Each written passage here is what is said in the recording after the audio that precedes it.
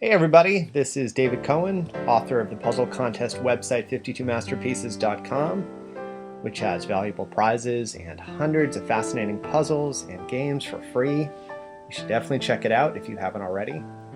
Okay, if you're watching this video, you probably either clicked on the answer key on the 52masterpieces.com website, or maybe you've just come across it randomly while searching for chess puzzles on YouTube. Either way, welcome.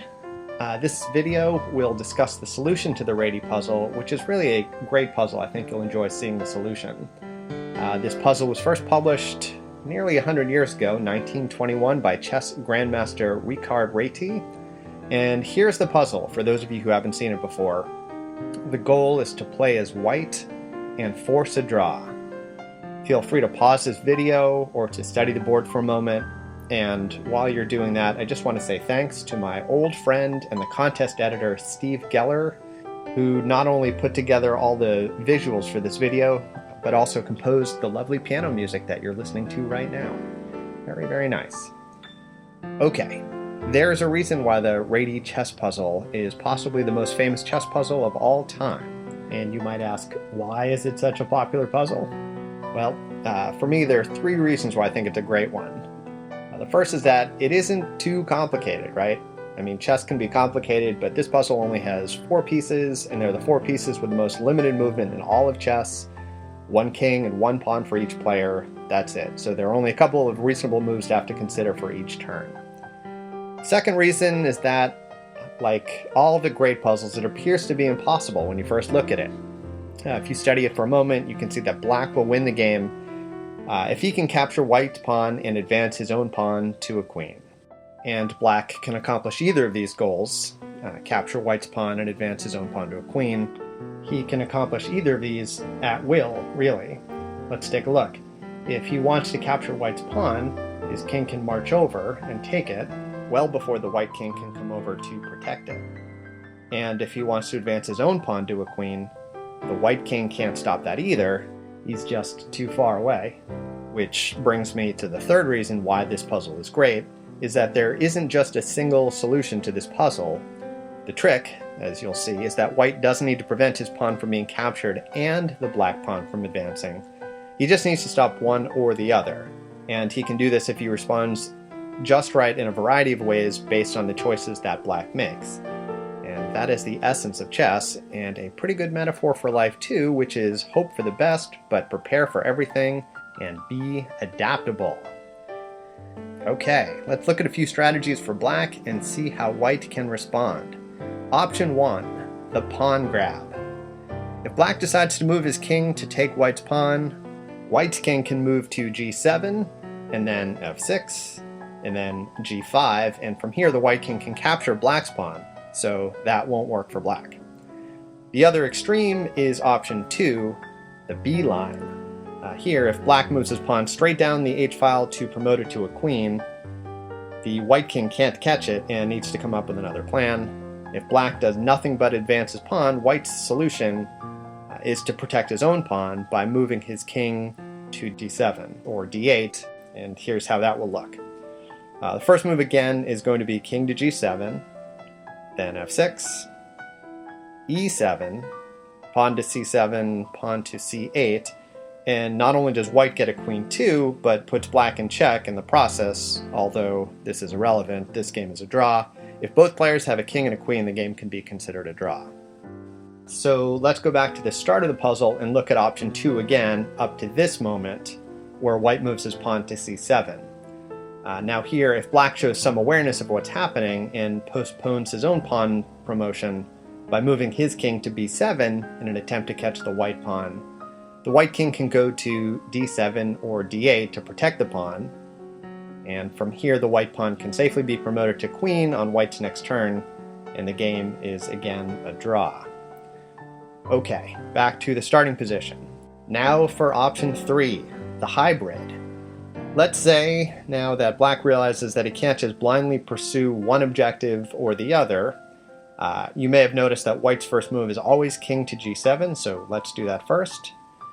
If pawn h4, king to f6, and this is always white's second move. And now king to b6. Now what? So black is not just trying to get his pawn to become a queen, and he's not just committing his king to take white's pawn, he's taken a hybrid approach. And if black had made these first two moves in the opposite order, the board would still look the same. From here, there's one square where the white king can still hedge his bets, and it's e5. From here, if the black king captures the pawn, the white king can catch up to the black pawn. And if black advances his pawn instead, let's see what happens. Pawn to h3, king to d6, pawn h2, pawn c7, and from here it's easy to see that if black promotes his pawn to a queen, so will white.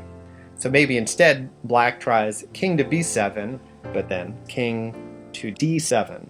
And now again, there's nothing black can do to stop white from getting a queen and achieving a draw. That's really the whole puzzle. As a quick review, if black tries the pawn grab, option 1 can force a draw for white. If black tries the b-line, option 2 can force a draw for white. And if black tries a hybrid approach, option 3 will work. That's it. This puzzle is solved, and you can turn this video off if you like, but there's one more situation I want to discuss here. Once you get the idea that white's king needs to be ready to protect his own pawn, or head towards the black pawn, depending on what black chooses to do, it might seem logical to just head towards the middle of the board, no matter what. Moving the white king to e5 should work in every situation, right? It's kind of halfway between the two places it needs to be. No, there's one situation where black can still win that way. It's the b-line option we looked at earlier, and if you review that, you'll see that the white king does not go to e5 in that scenario. So king g7, which is always the first move, pawn h4, king f6, which is always the second move, pawn h3, king e5, pawn h2. The white king has now overcommitted. He can't catch the black pawn, of course, but he also can't advance his pawn to a queen if black makes the following moves. Pawn c7, this is white's only chance trying to get a queen. King b7, king d6, and this is the only way to protect the pawn. And now the move that wins the game for black is king to c8. White can't advance the pawn, so that's a win for black. And this is why the white king needs to be able to get to d7 in option 2.